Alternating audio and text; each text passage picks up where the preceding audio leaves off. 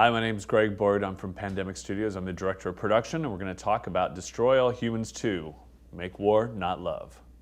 Now that we've moved the game to the 60s, we're kind of playing up the whole free love aspect of it. We're playing off on the James Bond aspect, or kind of the wacky London, kind of things, the Japanese movies. There's a lot of great material that we're able to grab from the 60s, and that's kind of the basis for what we build the game around, is that kind of 60s nostalgia. We've also tried to add a lot of new cool weapons to your arsenal. So we have things like the Meteor Strike, which is your ability to actually call a meteor from outer space to come down and strike your opponent. We have a thing called the Dislocator weapon, and we do a lot of really fun things with physics in the game. And what this does is it attaches onto a person or a car or a vehicle and basically messes with their physics and slams them into walls or into buildings or into other people, etc. So those are just a couple of the new weapons we're including. I think we have 5 or 6 new weapons in this game that are just on, for you as crypto, and then there's more weapons actually when you're playing in the UFO. With Destroy All Humans 2, we wanted to go international with it. So you do start in kind of a San Francisco, what we call Bay City. It's kind of a San Francisco city, which is great during the 60s. But then we start to go outside and we travel around the world. So we go to a city called Albion, which is based off of London. Another city called Tunguska, which is based off of kind of an outback Siberian location.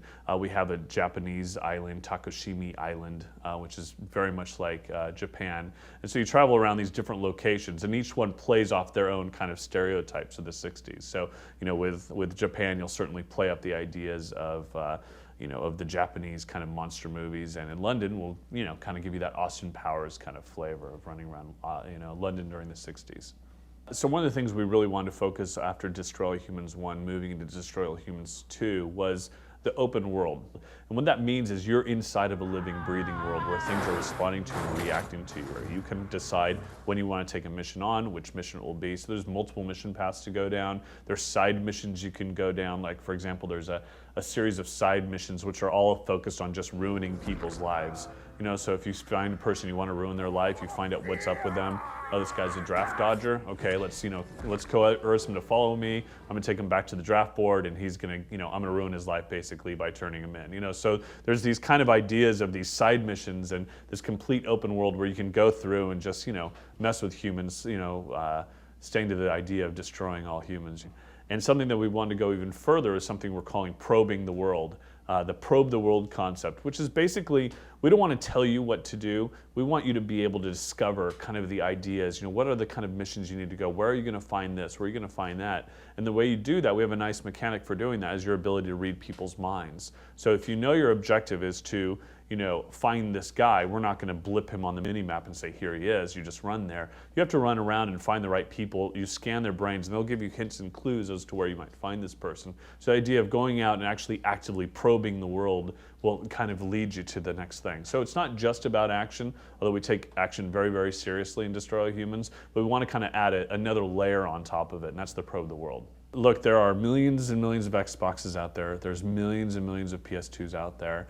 And this is the kind of game that we think goes right to the kind of gamer that's out there with those systems. It's a very mass market. It has a broad appeal. The comedy is there. The action is there. I think it's going to be a great Christmas title when everybody's thinking about the best pixel graphics and the best shadows and the best. We're focused on just core gameplay. We want to deliver an experience that we think is just going to be great for the millions and millions of people out there that own these systems and haven't moved on to the next generation yet. So hey, thanks for checking out Destroy All Humans 2, Make War, Not Love. Check it out for stores coming out this fall in 2006. Hope you'll all go out there and get it and help crypto save or destroy, I guess, the world yet again. I'm gonna have to kill you.